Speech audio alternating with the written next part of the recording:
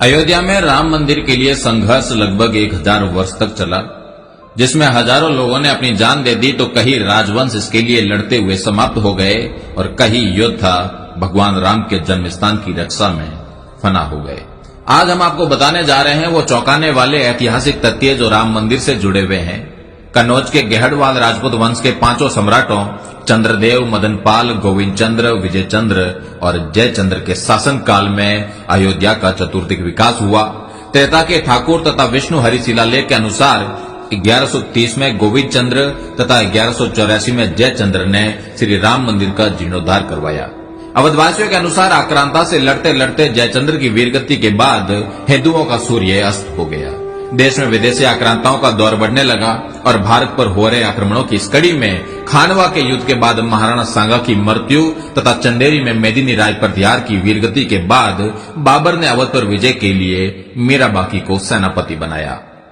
वर्तमान अयोध्या के हंसवर के राजा रणविजय सिंह और उनकी पत्नी जयकुमारी ने अन्य स्थानीय राजपूत शासकों के साथ मिलकर बाबर के सेनापति मीरबाकी द्वारा श्री राम जन्मभूमि पर बाबरी मस्जिद का निर्माण के विरुद्ध युद्ध लड़ा। लगभग 15 दिन तक जन्मभूमि परिसर रणविजय सिंह के नियंत्रण में रही, किंतु अंततः युद्ध में सभी वीरगति को प्राप्त हो गए। मीरबाकी ने 1528 में मंदिर तोड़कर बाबरी मस्जिद का निर्माण करवा दिया। 1678 से 1707 में औरंगजेब के समय पर राजेपुर के ठाकुर गजराज सिंह, सिसिंडा के कुंवर गोपाल सिंह, ठाकुर जगदम्बा सिंह, बाबा केशवदास और हजारों राजपूतों ने राम जन्मभूमि के लिए दर्जनों लड़ाइयां लड़ी। ठाकुर जगदम्बा सिंह का बलिदान तो आज भी अवध की लोक कथाओं में अमर है। बाबर की मृत्यु के बाद मुगल सत्ता में जयपुर के शासकों का हस्तक्षेप अधिक रहा। काशी, मथुरा, वृंदावन सहित उत्तर भारत के ये सभी धार्मिक स्थल मान सिंह जी की जागीरी में आते थे। जयपुर रॉयल के अभिलेखागार के अनुसार 1717 में सवाई जयसिंह द्वितीय ने सरयू नदी के किनारे श्री राम जन्म स्थान खरीदा और 1725 तक इस मंदिर का जीर्णोद्धार करवाया। उत्तर भारत के धार्मिक स्थलों पर मिर्जा राजा मानसिंह से लेकर सवाई जयसिंह जी तक के जयपुर के शासकों का अधिकार होने के कारण मुगल सत्ता द्वारा स्थानीय नवाबों को मंदिर परिसरों से दूर रहने के सख्त निर्देश थे। जयपुर शाही परिवार के पास राम मंदिर और आसपास 983 एकड़ के करीब जमीन थी, जिसका नक्शा जयपुर रॉयल आर्काइव में आज भी उपलब्ध है।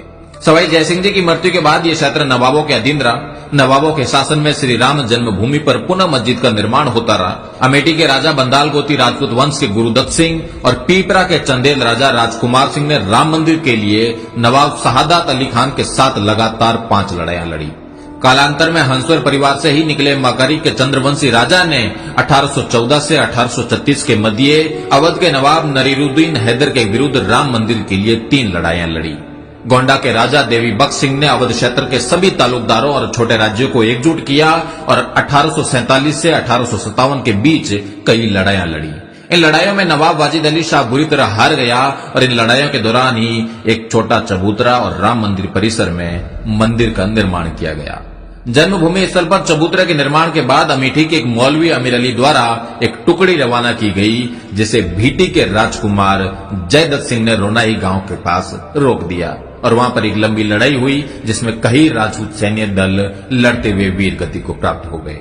1857 की क्रांति के बाद ब्रिटिश सरकार ने मंदिर परिसर पर भविष्य में विकास कार्यों पर रोक लगा दी। देश आजाद हो गया, किंतु 1000 वर्षों तक चल रहे संघर्ष ने विराम नहीं लिया।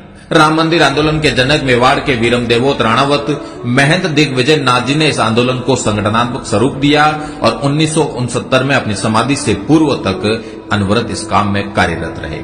उत्तर प्रदेश के तत्कालीन मुख्यमंत्री वीर बहादुर सिंह रघुवंशी ने 1 फरवरी 1986 में पहली बार राम मंदिर के ताले खुलवाए। 1949 में केंद्र तथा राज्य सरकार पर विवादित ढांचे से प्रभु श्री राम की मूर्ति हटाने का दबाव था। उस समय फैजाबाद के सिटी मजिस्ट्रेट ठाकुर गुरुदत्त सिंह ने मूर्ति नहीं हटने दी। फलस्वरूप उन्हें अपनी नौकरी से हाथ धोना पड़ा। निर्मोही अखाड़े के संतों के बाद शायद अशोक सिंघल पहले प्रमुख हिंदू नेता है जिन्होंने स्वीकार किया कि ठाकुर गुरुदत्त सिंह के योगदान ने राम जन्मभूमि के इतिहास की दिशा बदल दी और राम जन्मभूमि पर नियंत्रण के लिए हिंदू संघर्ष की समय रेखा में एक मील का पत्थर स्थापित किया। विवादित ढांचा गिराया गया और आज हम देखते हैं कि महंत दिग्विजय नाथ जी की भावी पीढ़ी योगी आदित्यनाथ जी के तप परिश्रम के फलस्वरूप प्रभु श्री राम के मंदिर की प्राण प्रतिष्ठा होने जा रही है। लगभग 1 सहस्त्र वर्ष के क्षत्रियों के संघर्ष के बाद आज क्षत्रियों को कौन सा स्थान प्राप्त है, इसका आप स्वयं मूल्यांकन करें।